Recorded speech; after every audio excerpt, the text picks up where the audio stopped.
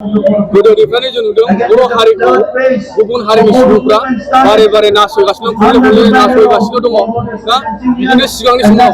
जाय समाव बर'फ्रा बांद्राय इडुकेटेड नङामोन बांद्राय रोंगौथि गैयामोन बै समाव बर'फोरखौहाय बिसोरो फाव फान्दायनो गादबनानै दोनगासिनो दङ दिनैनि समाव जों नायोब्ला रिसेन्टलि मोनसे आफादा गुवाहाटीयावनो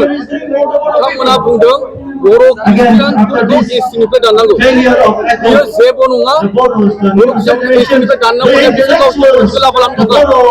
बर'फ्रा जुदि बर' खृष्टियानफ्रा जुदि एसटिनिफ्राय दानजायोब्ला जुदि बिसोर जेनेरेल जाजोबनांगौब्ला जोंनि बड'लेण्ड हालामाव जा बर'फोरनि थाखाय रिजार्भ दङ इलेक्शननि थाखाय बिटिसि इलेक्शननि थाखाय जा रिजार्भ दङ बे रिजार्भआ जेनेरेल जुदि जानांगौब्ला अब्ला बर'फोरा पलिटिकेलि स्टेट जानो हागोन ना हाया जाय समाव बर'फोरा जुदि पलिटिकेलि स्टेट जानो हायाब्ला जोङो मा जागोन जोंनि हारिया जोङो दा एफा एनै गरसे गरनै जा मोनगासिनो दङ माने अनसुंथाइ मोनगासिनो इंडियान सरकारनिफ्राय बे गरफा गरनै अनसुंथाइ मोननायाबो जोंनिफ्राय बन्चित जागोन बेनिखायनो बेफोरबायदि डिभिजनखौ जाय बिथांमोन बर'फ्रा बे डिभिजननि इन्टारेस्टआव बिथांमोना जुगदान होफादों बिथांमोनखौ आं रिक्वेस्ट खालामदों नोंथांमोना बेबायदि मोनसे फल्स पलिसियाव नोंथांमोना गब'नो नाङा बर'फोरखौ खौसेथि खालामनांगौ दिनैनि दिनाव नुयोब्ला जोङो नायोब्ला बर'फ्रा लेथेर फेथेर जागासिनो दङ आरो बे लेथेर फेथेर जानायावनो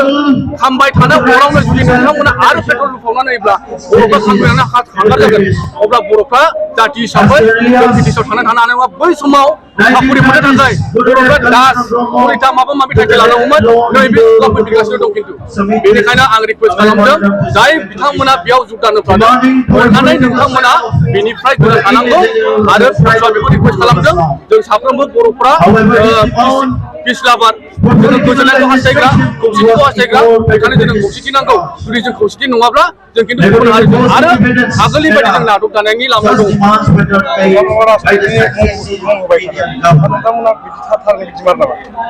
जोंखौ मोननैसो सानैसो लिडारफ्रा सकल बर' लिडारफ्रा नै जोङो रिसेन्टलि दिल्लीयाव थांनो थाखाय सासे दैदेनगिरिनाव जोङो थांदोंमोन नोंथाङा अननानै माबा मोनसे अनसुंथाइ हरदो जायनि समाव नोंथाङा जुदि फिजिकेलियाव माबा ओंखारनो हायाब्लाबो जुगान होनो हायाब्लाबो नोंथाङा जों रिक्वेस्ट खालामदों जोंनि बर' रायजो राजाफोरखौ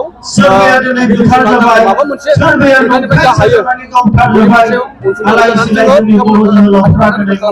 नाथाय बिथाङा बुंदों जोंखौ नोंथांमोना मानो आन्दलन खालामनानै टाइम लस खालामनो हादों नोंथांमोना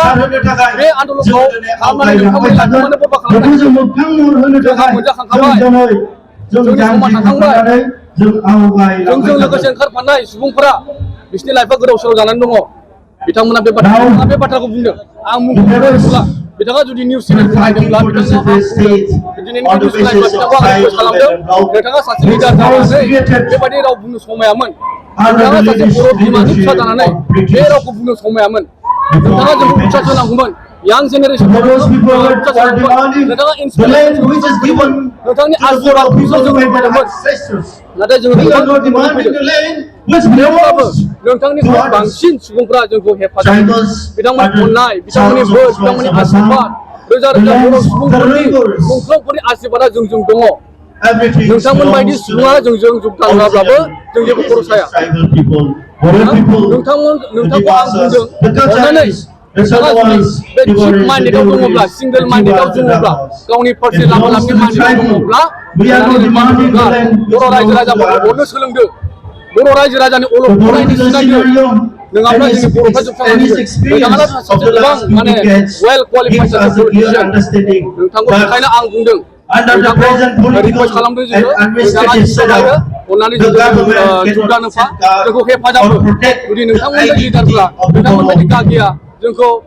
बिदि रावजों सोंखारि हरोब्ला खिन्थु जों डिसकारेज जाया थेवब्लाबो pressure on the state and the central government on the matters concerning the welfare and development of the people. The reserve constituencies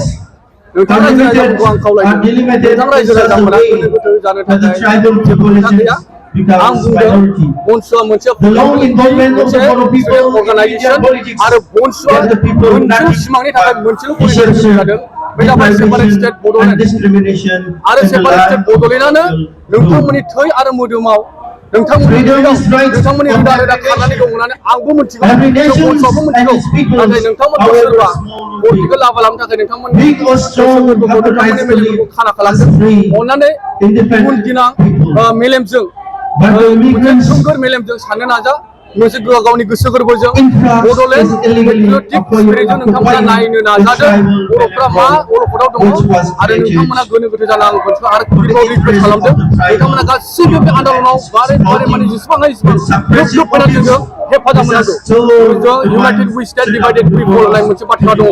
जुदि खौसेथि दङब्ला गासिबो पसिबल आरो जुदि जों खौसेथि गैयाब्ला जोङो समनि गेजेरजों समनि फाखनाव जोङो खिन्थु गबलानांगौ जागोन आरो बेबायदिनो जोङो दिमाग जायो जायो बर'फ्रा जोबस्रांलांनायनि लामायाव दङ बेनिखायनो बर' रायजो राजा आरो गासैबो साफ्रोमबो लिडारफोरखौ आं खावलायदों नोंथांमोना अननानै बलस'आ मोनसे पलिटिकेल फ्रि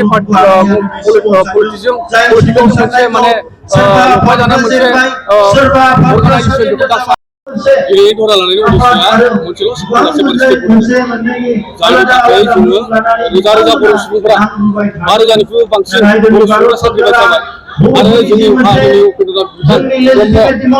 बिथाङा दिनै गावनि पार्सनेल लाइफखौहाय साख्रि बासिनानै मोनसे सिमां नुदोंमोन बे जाबाय सेपारेट स्टेट खालामनो थाखाय आरो बिथांनि सिमांखौनो जाफुंसार होनो थाखाय दिनै जोङो टिकेटनि थाखाय दिल्लीयाव जन्तर मन्थराव बे प्रग्रामखौ लानाय जादों आरो बे प्रग्रामाव जोङो दिनै जोंनि इण्डियानि बिथां प्राइम मिनिस्टारनो जोङो मेम'रेन्डाम गथायगोन बेजों लोगोसे president of India bank of minister इण्डियानि जोङो सेपारेट स्टेट बड'लेण्डखौ रिक्वेस्ट खालामनानै नोंथांमोना थाबैनो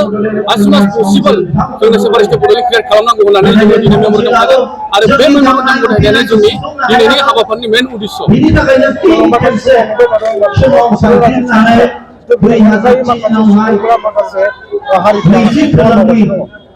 सेपारेट स्टेट बड'लेण्ड होनोब्लानो जोंनि माखासे भारित जाग्राफ्रा एलार्ट जाखायो आरो जोङो जुदि सिगांनिफ्रायनो साननानै नायोब्ला मोनसे सेपारेट स्टेट बड'लेण्ड बा रायजो क्रियेट खालामनांगौआ बे गोरलै बाथ्रा नङा बेखौ जों मिथिखागौ बनसुआ आरो बेफोर गासिखौबो मिथिनानै जोङो साखा फारा जानानै जानजि खालामनानै जोङो फुल टाइम लाइफ लं साक्रिफाइस होनानै जोङो दिनै ओंखारखादों बेयाव जोङो दुखु खस्थ'बो मोननो हागौ मालाबा जोङो जेरावबो जोबनो हागौ जानोबो हागौ बेफोरो जोंनि थाखाय माइनर बे मोनसे फिसा जोंनि मोनसे प्रब्लेम नाथाय जोङो जेराव जोङो मोनसे बिराद गिदिर मिजिं लानानै आसा लानानै जोङो सेपारेट स्टेट बड'लेण्ड क्रियेट खालामनो थाखाय जोङो साखाफारा जाबाय जोङो बे बड'लेण्ड सेपारेट स्टेटखौनो जोङो क्रियेट खालामनो थाखाय दिनै जों बे जानथार जुथुमना लानाय जादों लोगोसे माखासे हान्जाफोरखौ आरो हेफाजाब होदों आरो माखासे हान्जाफ्रा हेफाजाब होआखै बे हेफाजाब होयै हान्जाफोराव नोंथाङा मा बुंनो सानो हेफाजाब होयै हान्जाफोरा बे गावबागाव जोंखौ बंसुआ साफ्रोमखौबो जोङो रिक्वेस्ट खालामदों जोङो बड'लेण्डआवबो जोंनि बड'लेण्ड हालामावबो जोङो धरनाफोर लाबाय दङ जोङो बिथांमोननि इनभिटेसन होदों दा बिथांमोन गैया बे गावसिनि खोथा खिन्थु जाय सुबुंफ्रा दिनै जाय संगठनफ्रा दिनै जोंजों योगदान होफादों हेफाजाब होफैदों बिथांमोनखौ जोङो बंसुनि लानानै गोसो गोरबोनिफ्राय हामग्लायनाय